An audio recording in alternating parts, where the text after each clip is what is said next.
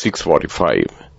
This is the Sri Lanka Broadcasting Corporation. Here is the news edited by Lal Mallavarachi and read by J. Yogaraj. First, the headlines. The President says the government is committed to establish a digitalized Sri Lanka. Reduced bus fares are effective from today.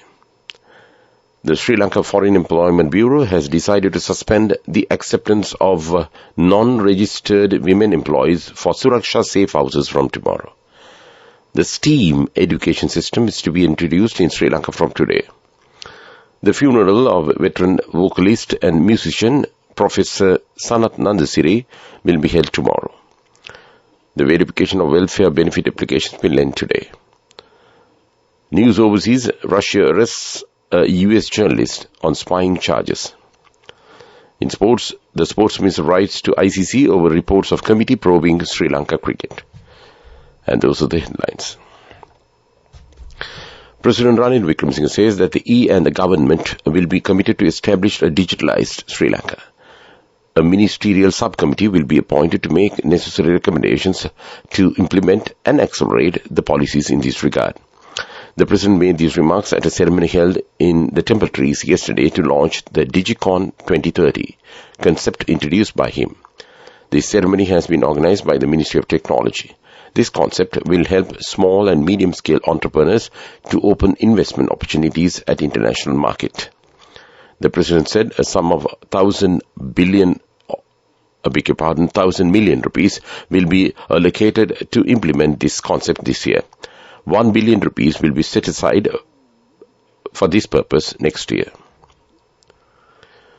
Reduced bus fares are effective from today. Fares have been reduced by 12.9%.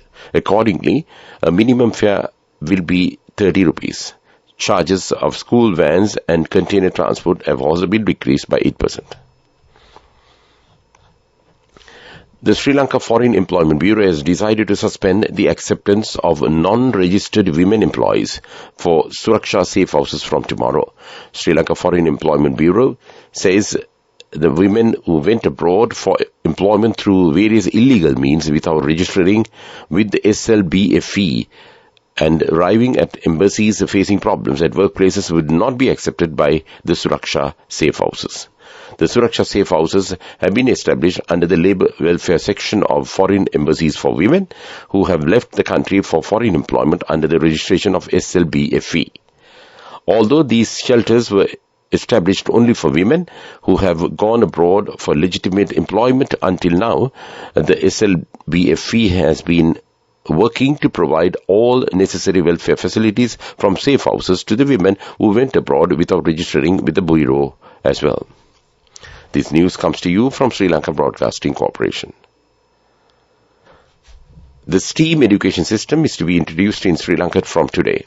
This STEAM education program will be implemented jointly for the first time in Sri Lanka in coordination with the Ministry of Education, National Science Foundation, Science and Technology Centres, University System and Training Institutions. Minister of Education Susil Premchandra said the new system under the theme Let's See, Let's Work, Step into the Future will help to equip local students to compete in the global job market. The STEAM education model is currently used in 96 countries around the world, led by the United States, and has attracted the attention of educators as a very successful method of education. The funeral of veteran vocalist and musician Professor Sanath Nandasiri will be held at 5 p.m. tomorrow at the Borella Cemetery. His remains are now lying at his residence in Hambuleniya, Nugegoda.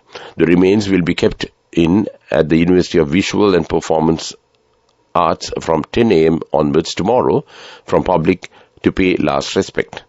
Later, around 12:30 p.m., his remains will be brought to the Sri Lanka Broadcasting Corporation. A live broadcast of a funeral will be available at the Sinhala National Service from 3 p.m. onwards. State Minister of Finance Shan Semasinga says an ongoing information survey and verification process for the verification of the welfare benefit applications will end today. The State Minister also stated that the process of verifying whether 3.7 million applications received from 334 divisional secretariats across the island are eligible for receiving welfare allowances is being conducted systematically. Minister of Power and Energy Kanchana Wijesekara discussed the reforms scheduled to be implemented in the power and energy sectors with the Ceylon Chamber of Commerce yesterday. Accordingly, the government policy and the roadmap on reforms in the sectors of power and energy were shared with the members of the chamber at the meeting. And that's local news.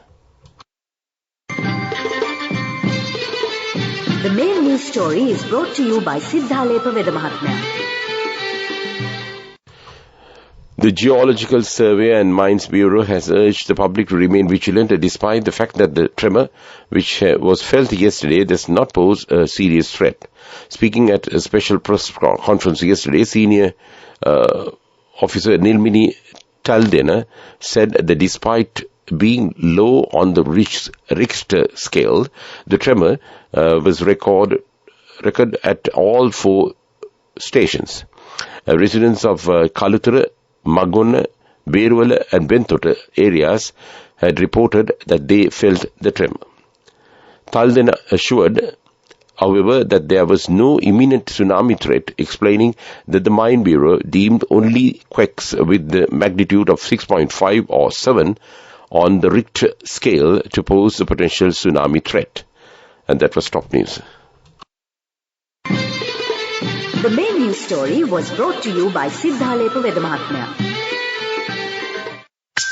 Watch Live is brought to you by CIB New Year Bonanza. Special gifts and vouchers available till the 10th of April. Special discounts up to 20% on bank cards. CIB, excellence in customer care. The Central Bank of Sri Lanka has warned the public that there are significant risks associated with using and investing in cryptocurrency. The CBSL said crypto trading is widely promoted by certain entities as a profitable investment. However, recent complaints received by CBSL have shown that members of the public have incurred heavy losses in their crypto investments and in certain instances have also been subject to financial scams conducted through crypto-related schemes. And that was Watchlight. CIB New Year Bonanza. Special gifts and vouchers available till the 10th of April. Special discounts up to 20% on bank cards. CIB, excellence in customer care.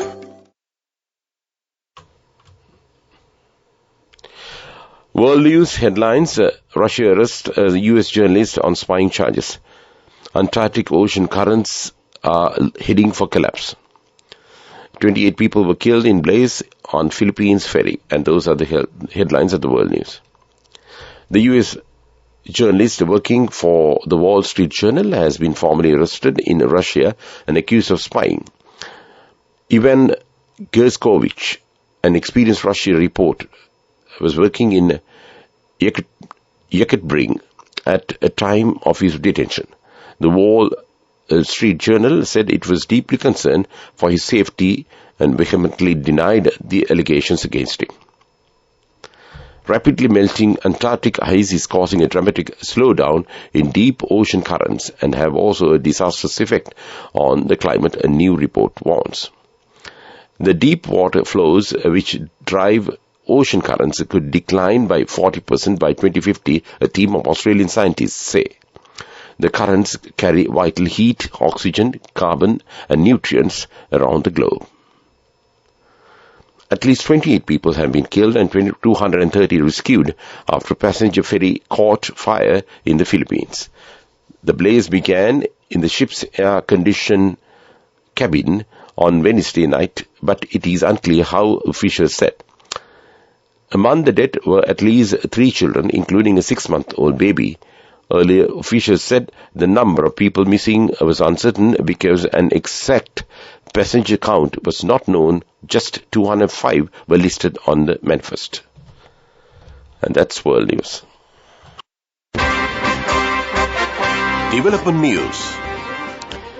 Sri Lanka is in talks with India to build an oil pipeline to transport fuel to the eastern port of Trincomalee. President Ranil Wickremesinghe had told Energys investors, according to a statement from his media office. There were ongoing discussions on bringing an oil pipeline from India to Trincomalee, the president said. Trincomalee has a World War II-era 99-tank farm. A part of the tank farm is under the control of Indian Oil Corporation. And that was development news. In sports, the third and final ODI between Sri Lanka and New Zealand is now being played at Hamilton. Sri Lanka won the toss and elected to bat first. Minister of Sports Roshan Ranasinghe has written to the chairman of International Cricket Council, Greg Barclay, pertaining to recent media reports claiming that a committee has been appointed to investigate Sri Lanka cricket. Issuing a release, the ministry noted that the minister had written to the chairman requesting a discussion on the media reports claiming that the ICC has appointed a 3-member committee to investigate into the alleged political interferences within SLC. And that was sports news. Senehase Dayada from NSB. NSB is proud to present the NSB Hapan account with a deposit of 2,000 rupees for all children born in March 2023 from NSB. Business News, sponsored by National Savings Bank, the safest place for your money. Sri Lanka's treasury bond yields were steady and the rupee closed at 327 rupees or 330 rupees against the US dollar in the spot market today, or rather yesterday, dealers said. 1/7/2025 bond closed at 31.25% yesterday, steady from 31.25% on Wednesday. And that was business news. Business News, sponsored by National Savings Bank. Senehase Dayada from NSB. Commemorating International Women's Day and their 51st anniversary in March, NSB is proud to present the NSB Hapan account with a deposit of 2,000 rupees for all children born in March 2023. Enjoy a host of benefits throughout March. A tribute to motherhood and our future generation from NSB. Economic news, courtesy of... For the 5th consecutive year, LOLC is awarded People's Financial Services Brand of the Year at the 2022 Slim Kantar People's Awards. As the People's Financial Services Brand of the Year, LOLC continues to place the customer first. And this has won the hearts, minds and trust of Sri Lankans, with yet another prestigious award as proof of this lasting commitment. LOLC. Imagine the possibilities. Sri Lanka's fisheries industry is gradually recovering from the last year's shocks as currency stability returns, followed by the continued fuel supply for boats to operate, and officials said, while efforts are also being made to promote sea or cucumber farming. The demand for sea cucumber in the international market is growing. The price of 1 kilogram of sea cucumber in the international market garners a value of 20,000 to 30,000 rupees. And that was economic news. LOLC Finance is taking the power of innovation to the next level, winning 5 golds at the Technovation Awards 2022, leading the digital revolution with cutting-edge interbanking digital payments. LOLC Finance claims the overall gold award, whilst also claiming an extraordinary victory in digital banking. Weather report. The Met Department says showers or thundershowers will occur at a few places in western, Sabarakamuwa, southern and northwestern provinces and in Anuradhapura, Kandy and Nuwara districts during the afternoon or night. And that was the weather report. To wind up this news broadcast, let's look at the main points once again. The President says the government is committed to establish a digitalized Sri Lanka. Reduced bus fares are effective from today. The Sri Lanka Foreign Employment Bureau has decided to suspend the acceptance of non-registered women employees for Suraksha safe houses from tomorrow. The STEAM education system is to be introduced in Sri Lanka from today. The funeral of veteran vocalist and musician Professor Sanath Nandasiri will be held tomorrow. The verification of the welfare benefit applications will end today. News overseas: Russia arrests a US journalist on spying charges. In sports, the sports minister writes to ICC over reports of committee probing Sri Lanka cricket. And with that, we conclude this morning news broadcast of Sri Lanka Broadcasting Corporation. It's back to Abhishek to keep you company with the rest of the programs this Friday morning.